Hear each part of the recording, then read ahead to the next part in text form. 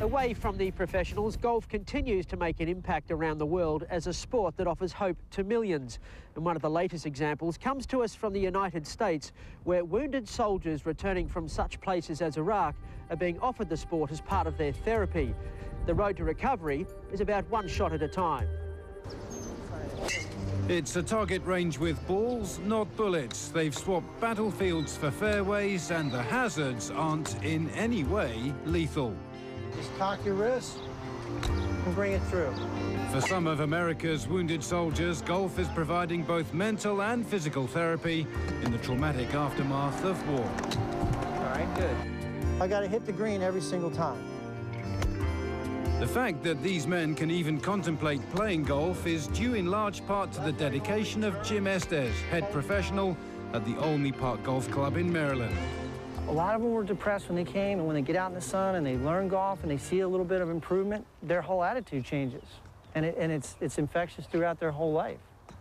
You know, it really is. So how long have you been playing golf? A little more than a year now. Is that all? Yeah, about a 15, 16 handicap. Wow. I seen Jim and he walks in and was like, hey, you should try golf someday. I'm looking at him like, I'm in a wheelchair, like, I don't think so. That's kind of far-fetched. Then he showed me some pictures of some guys that had like one leg playing golf. And I was like, if these guys can do it, whenever I started walking, and I knew I was gonna start walking, you know, I'm gonna start doing it. Then once I got out here, it was like, it was just took on a whole different arena. It became inspirational, meditation. A lot of my nightmares and stuff from the war started dissipating. You know, there was just a lot of good things from the golf itself. During the past 3 years, Jim's foundation, the Salute to Military Golf Association, has helped to rehabilitate over 300 servicemen and women. Most find their way from the nearby Walter Reed Army Medical Center in Washington, D.C. Dude, I've been over there to Walter Reed and really have seen these guys firsthand and all the troubles that they're going through. And I wanted to give back. And I felt like this was the only way I could really make a contribution was through golf. Charles has 4 fusions, spinal fusions, and his vertebral, his L3, L4, L5, L6 are fused. When he started playing, he had back problems, he was on painkillers, and through physical therapy and golf-specific training, he's out here today hitting the ball 250, and he couldn't dribble at 100 yards.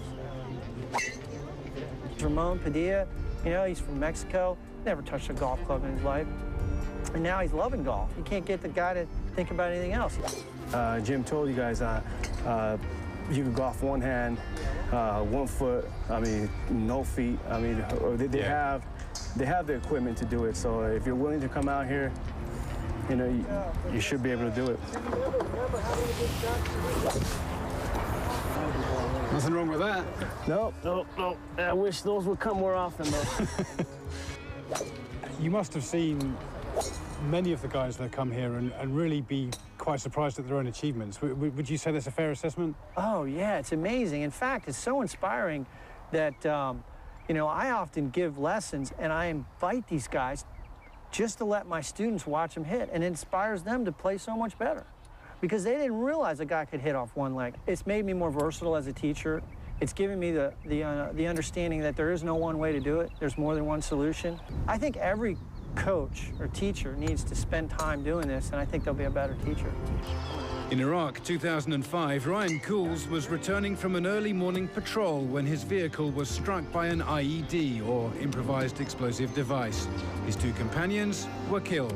Ryan survived, but lost both his right arm and left leg. I grew up in Arizona. And if you've ever been there, there's green golf courses all over the place. Everywhere, yeah. And I golfed for about 12, 13 years before I got hurt.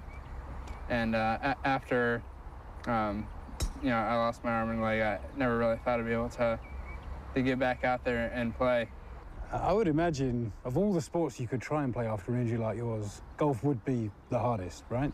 Golf's definitely out there, being as there's so much you know, balance issues and, you know, the weight moving and striking the ball at the right time. So it's definitely one of the more difficult ones. How important is it for your recovery, both physical and mental, to be able to do these kind of things? It's huge for my recovery. Almost 3 years out from my injury. So as far as a physical sense, I'm pretty much as good as I'm going to get, but it's always a maintenance thing to keep going strong, but it's a real big mental deal for me. So see if we can get you to set the angle. Teaching the game of golf has given me such a different meaning to life, because I used to think hitting a little golf ball into the hole for a living, you know, being self-centered and self-absorbed was a big thing, but when you see the tragedy that these guys have to go through on a daily basis, you quickly forget that it's not about getting a little ball in a hole, it's about changing lives, and I think we change lives one fairway at a time. Ryan, Ramon and Charles are testament to the resilience of the human spirit and the extraordinary ability of a sport like golf to lift that spirit against all the odds. It's a heartwarming story, isn't it?